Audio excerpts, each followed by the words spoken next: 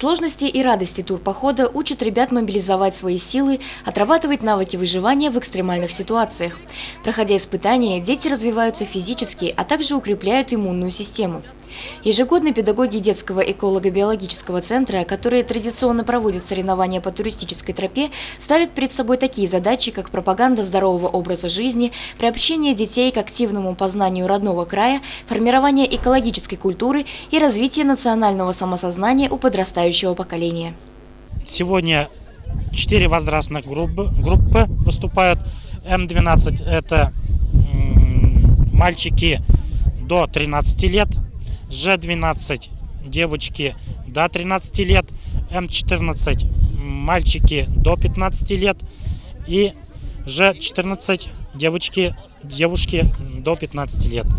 И вот по итогам соревнований в каждой возрастной группе призовые места.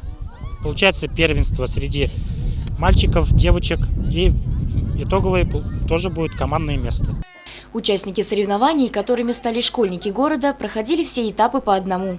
Всего организаторами было заготовлено 10 участков полосы препятствия: навесная и параллельная переправы, движение по узкому лазу, паутина, ромб, рукоход.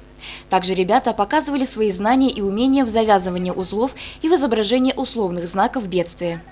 Дети научились делать узлы, развивали моторику рук и не терялись нигде. Я считаю, что такие мероприятия нужны для того, чтобы дети во время походов не растерялись и умели все правильно делать. Мы надеемся победить, так как мы готовились, и надеемся на победу.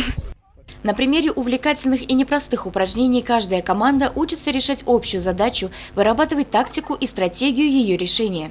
Всего участие в соревнованиях на туристической тропе приняли более 90 школьников. По итогам соревнований выявлены победители. Первое место заняли школьники гимназии-интерната, второе – учащиеся лицея имени Рамазана Умидбаева, а третье – ребята из школы номер 1. Евдокия Титаренко, Алик Кадыров, Гульгина Раскильдина, телекомпания СТВ.